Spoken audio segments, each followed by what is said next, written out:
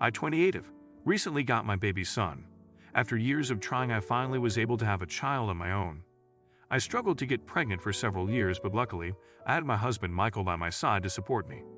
I was lucky though, in a sense. Michael works in an extremely well-paid job, so we could afford expensive stuff for an unborn baby.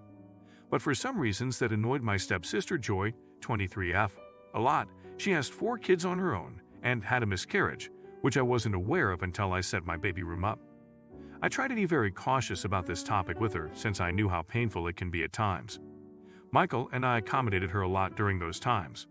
I let her stay in our house when her husband kicked her out since he has alcohol issues. I try to buy her things to cheer her up. Michael even offered her husband a job, but they declined because it doesn't pay enough, etc. The first time Joy made me uncomfortable was when she arrived at my house once with her toddler and saw my unborn baby nursery at that time. She then revealed that she had a miscarriage and that it was insensitive of me to do those things whilst she going through grief.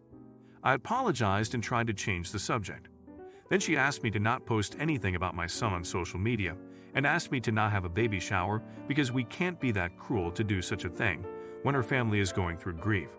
I told her that she has nothing to worry about since my husband and I were not planning to do a baby shower to begin with.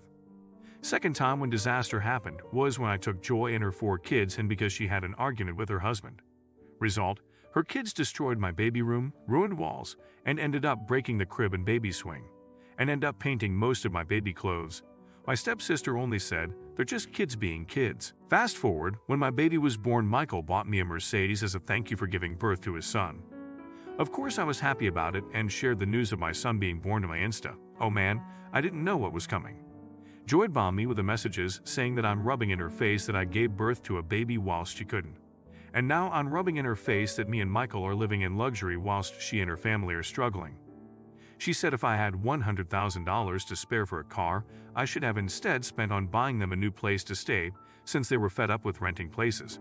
She also mentioned that she wouldn't have miscarriages if I helped her more financially instead of buying my unborn child unnecessarily shit for some reason, whether it was my hormones or something.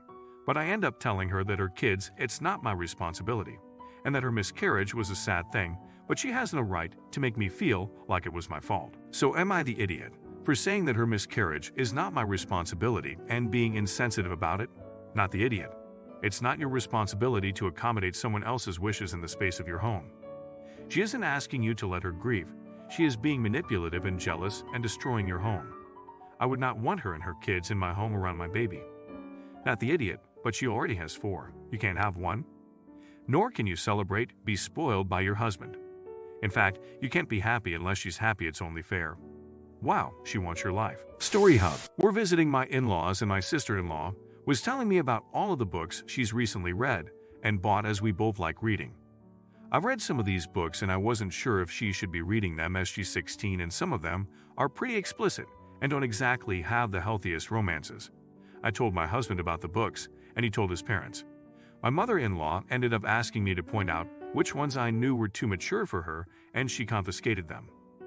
My sister-in-law is mad at me as she isn't going to get the books back as my mother-in-law is planning to donate them and she's no longer allowed to buy whatever books she wants.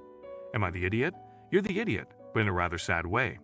You could have used your fear of her developing an unhealthy image of romance as an opportunity to talk to her about that exact issue.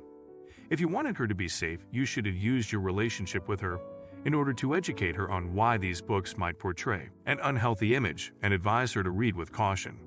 You won't be able to control what she consumes ever, not with the internet and social media present, but you threw away the opportunity to be her guide. Now you've taken away not only her books, but managed to teach her that she can't trust you instead. You're the idiot. She is 16 and reads. Y'all should jump with joy for that fact alone. And let me reiterate, she is 16. She most likely has access to the internet. And excuse me for being blunt, if she wants to read or write, smut fiction or watch porn, she most certainly has her ways to do exactly that. Not to mention she already did or read the books in question. While rereading books is a thing, most people don't do it that often. You know, you could have talked with her about the stuff she read and find out what she thinks about it at all. Have a healthy discussion. Might have turned out that she has very reasonable thoughts, you know. If you're enjoying the video, drop a like. I, 29F, have 2 kids, 6F, and 3F. My husband works weekdays from 8 a.m. to 3:30 p.m., And after work he normally goes out with the boys and normally gets home around 5 or 6. Here's how my typical day looks. I wake up at 6 a.m., make coffee and read a book. Then I do laundry, make breakfast and work and school lunches, wake my eldest at 7 a.m., get her ready for school, wake my husband, wake my youngest, drive my daughter to school, then do the shopping, cleaning, making lunch, etc. Then I pick up my eldest from school and make dinner. I do everything every day, and when my husband gets home he eats, watches TV and falls asleep. I haven't had a full day to myself since my youngest was born. I really need a break from all this madness.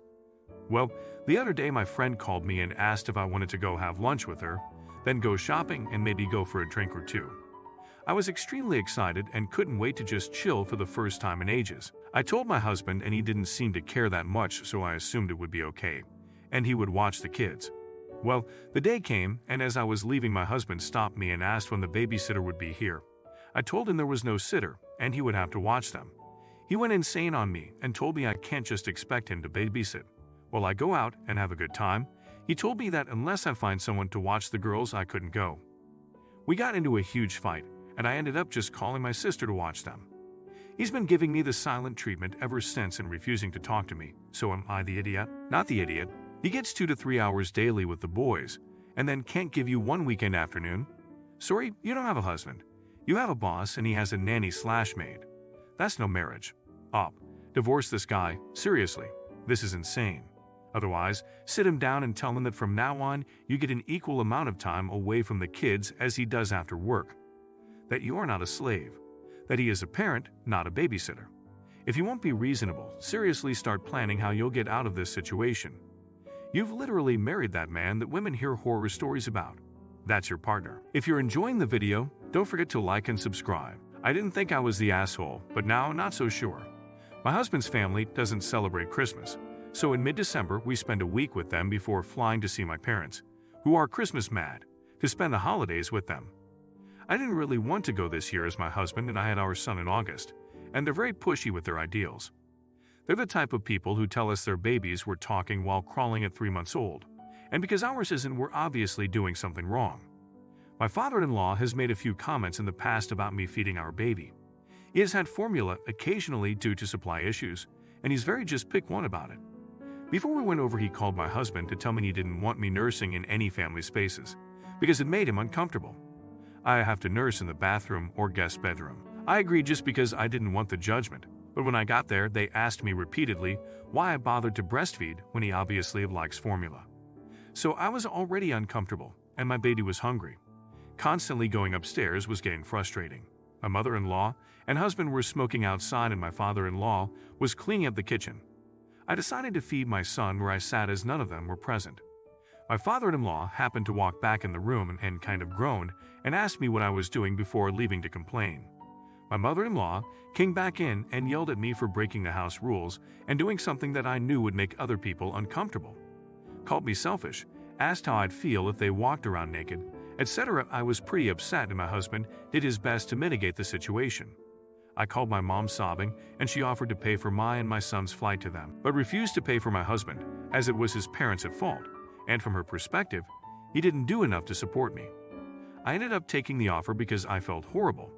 Obviously, this has made the situation worse, but my husband isn't overly angry. He has told me I shouldn't have broken the rules, which feels childish.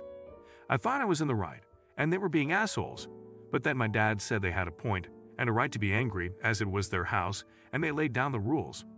My mom told him to quit playing devil's advocate, but now I'm really not sure. So, am I the idiot? Not the idiot.